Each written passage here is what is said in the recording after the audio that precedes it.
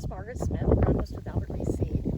Today is May 13th. We're in northern Iowa in a rye field with a couple different rye varieties that are being staged to roll and crimp for organic soybeans.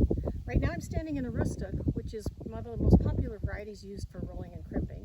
The reason it's popular is Aroostook is one of our earliest flowering ryes, and it also produces the most biomass of most all the varieties we've looked at. This year we've had such a cool spring. Aroostook is a variety that often would be up over my head at the time it's fully headed or flowering. Well, not this year.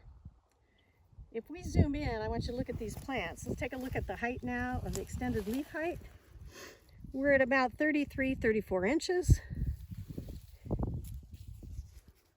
And normally in this environment, Aroostook would flower and shed pollen, be ready to roll the first few days of June. Now, if we can look at these plants again, maybe you noticed in the earlier video what we see peeking out. So we're just past boot stage, just moving into early heading stage. Now, this plant looks pretty short to produce a mulch to suppress weeds in organic soybeans. I would like to see this much taller than this, but because of the cool spring, flowering is initiated mostly by day length, and the day length doesn't change from year to year, even though the temperatures did.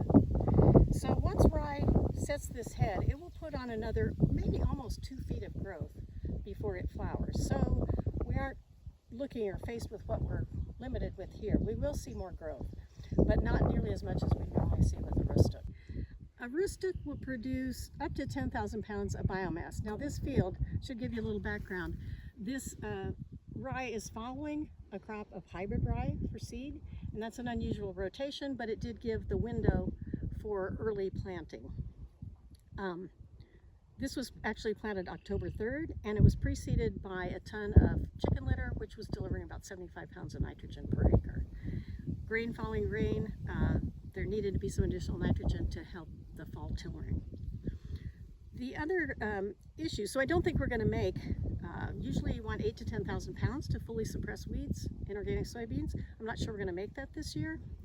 The other consideration about is this going to produce an adequate mulch is look at the soil surface as you're looking at these stands. If you see weeds coming through at this stage, and depending on the weed, giant ragweed, lamb's quarter, buttonweed, the mulch is likely not going to suppress it. They will keep coming.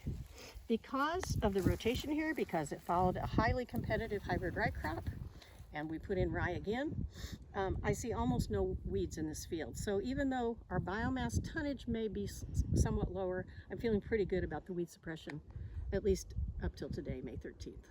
I mentioned the seeding date, October 3rd, last year, 2021, but the seeding rate, 3 million seeds per acre were dropped here, and that's a lot of seed. For rye, that's often 140 to 150 pounds per acre. This is what's recommended based on work out at the University of Wisconsin in order to get enough plants, enough biomass. One of the actually kiss of death for organic soybeans in the system is if you have gaps in the field. And again, feeling good about this field here, very uniform stand. I just hope we'll get the biomass that is hoped for. We'll cut some biomass samples, and we'll come back and visit you in another video and report that at the time of rolling. We've moved in this field of rye into a different variety. So we're standing right now in ND Gardner, which is a relatively new variety that was released out of the breeding program of North Dakota. It's also early maturing, and we just wanted to compare this with the Aroostook to see how it performs in this rolling crimping system. If you look over here, it's a little hard to tell. The field's about split in half. This is 30 acres, roughly split in half. And we were over here to my right, looking at the Aroostook. Now we're in the ND Gardner. Now visually you can't see that difference. And I really can almost not tell the difference until we get in here and take a look. So with this ND Gardner, let's look at the height again of these plants. Gonna extend the leaf blade, and we're at about 30, 31 inches. So it is just a little bit shorter than the Aroostook at this stage, but what's more important I see is I don't see any heads in the ND Gardner. If you look at this, and I can feel the stems, ND Gardner is fairly early maturing, but I would say it's probably 5 to 7 days behind the Aroostook for heading. For this year I think that's just fine. We want it to get taller, we want it to put on more biomass, but it may affect the soybean planting date. So again, we're going to come back and look at this at the time of rolling crimping.